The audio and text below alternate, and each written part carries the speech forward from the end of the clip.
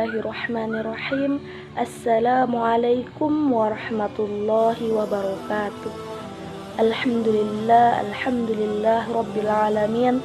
Wassalatu wassalamu ala asyrafil anbiya'i wal mursalin Sayyidina Muhammadin wa ala alihi wa sahbihi ajma'in, amma ba'du. Pertama-tama marilah kita ucapkan kehadirat Allah Subhanahu wa ta'ala yang telah memberikan kita nikmat iman dan nikmat kesehatan.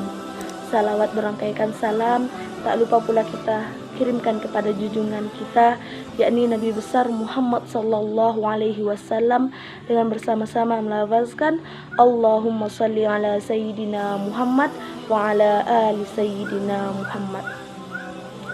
Beriman dikala sendiri. Ketika kita sendiri, apa yang kita lakukan? Sendiri itu adalah ujian buat kita. Sendirian itu adalah sesuatu yang terkadang kita banyak tidak melakukan sesuatu yang baik.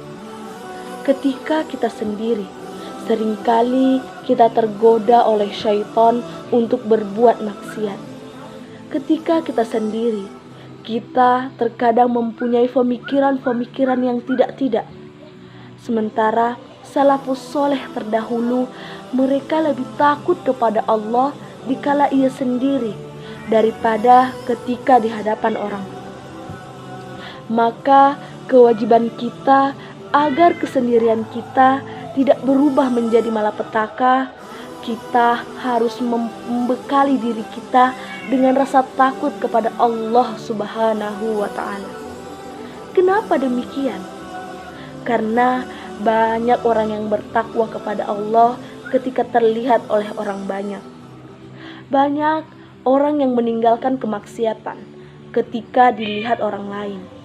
Tetapi ketika ia sendiri tidak peduli dengan batasan-batasan Allah Subhanahu wa ta'ala.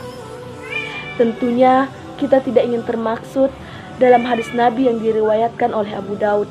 Nabi sallallahu alaihi wasallam bersabda, kelak pada hari kiamat akan datang seorang laki-laki yang membawa pahala yang besar, sebesar gunung-gunung Tihamah. Lalu Allah Subhanahu wa ta'ala menghancur leburkan pahala-pahala mereka. Lalu para sahabat bertanya, siapa mereka wahai Rasulullah? Kata Rasulullah sallallahu alaihi wasallam, sesungguhnya mereka adalah saudara-saudara kalian dari golongan kalian. Mereka mengambil malam sebagaimana kalian ambil. Akan tetapi mereka adalah kaum yang jika sendirian mereka tidak berani untuk melanggar yang diharamkan oleh Allah Subhanahu wa ta'ala. Hadis riwayat Ibnu Majah. Kita tidak ingin masuk ke dalam hadis Nabi yang mengakibatkan amalan soleh kita, pahala-pahala kita digugurkan oleh Allah Subhanahu wa ta'ala. Saudaraku, Allah Subhanahu wa ta'ala memuji orang yang takut kepada Allah di saat sendiri. Allah berfirman, innal ladzina yakhshawna rabbahum bil ghaibi lahum maghfiratun wa ajrun kabir. Sesungguhnya orang-orang yang takut kepada Rabb mereka di saat mereka sendiri, bagi mereka ampunan dan pahala yang besar. Quran Surah Al-Mulk ayat 12. Saudaraku, ketika seorang lebih takut kepada Allah di saat ia di hadapan manusia, tapi ketika ia sendiri ia tidak takut kepada Allah Subhanahu wa ta'ala. Ini yang dikhawatirkan. Kenapa demikian? Yang dikhawatirkan adalah kalau ternyata ia wafat dalam keadaan kesendirian tersebut. Maka kata Rasulullah sallallahu alaihi wasallam, sesungguhnya seseorang mengamalkan amal soleh ahli surga menurut apa yang tampak bagi manusia, pahala ia termasuk ahli neraka. Hadis riwayat Bukhari dan Muslim.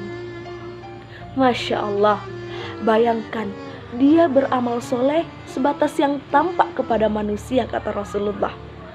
Ternyata ia termasuk penduduk api neraka.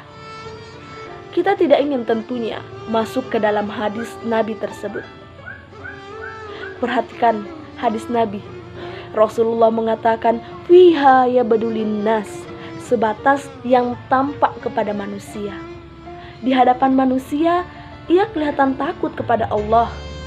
Tapi ketika ia sendiri, dia menjadi orang yang tidak takut kepada Allah Subhanahu wa ta'ala. Nauzubillah. Maka kita ya ahi wa ukhti, perlu untuk lebih takut kepada Allah Subhanahu wa ta'ala di saat kita sendiri. Karena Allah terkadang menguji kita di saat sendiri dengan maksiat di mata kita.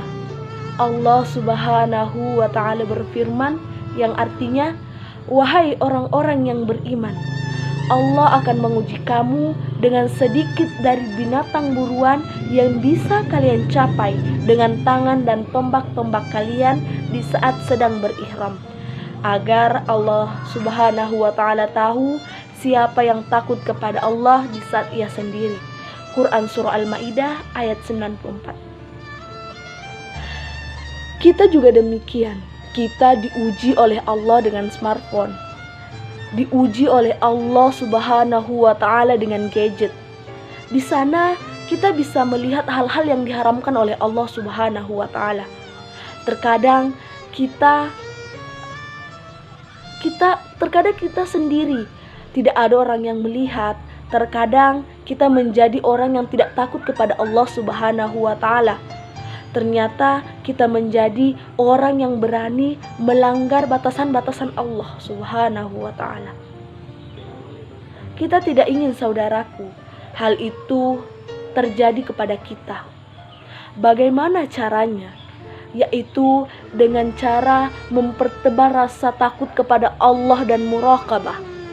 Selalu merasa bahwa kita diawasi oleh Allah. Diri kita selalu diawasi oleh Allah Subhanahu wa ta'ala. Allah Subhanahu wa ta'ala mengetahui gerak-gerik kita. Allah Subhanahu wa ta'ala berfirman, Allah mengetahui mata yang berkhianat dan apa yang disembunyikan dalam dada manusia. Quran Surah Al-Mu'min ayat 19. Allah Subhanahu wa ta'ala mengetahui di saat kita sedang sendiri. Dan ingat, malaikat yang mencatat amal soleh pun telah mencatat amalan-amalan kita. Maka coba ketika kita sendiri, hadirkan perasaan diawasi oleh Allah Subhanahu wa ta'ala. Di saat kita sendiri, coba kita ingat bagaimana kalau kita wafat di saat kita sendiri dan sedang berbuat maksiat kepada Allah Subhanahu wa ta'ala. Nauzubillah. Kita tidak ingin wafat dalam keadaan su'ul khotimah. Saudaraku, bagaimana ketika kita sendiri? Di saat ketika kita sendiri lebih takut kepada Allah Subhanahu wa ta'ala, berarti itu menunjukkan bahwa kita bertakwa kepada Allah dengan ketakwaan yang sangat luar biasa.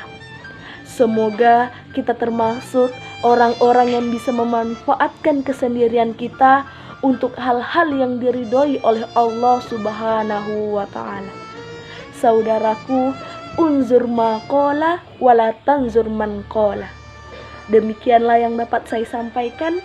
Apabila terdapat kesalahan dan kehilafan, mohon maaf sebesar-besarnya. Akhir kata, minallahi musta'anu alaihi tiklan. Assalamualaikum warahmatullahi wabarakatuh.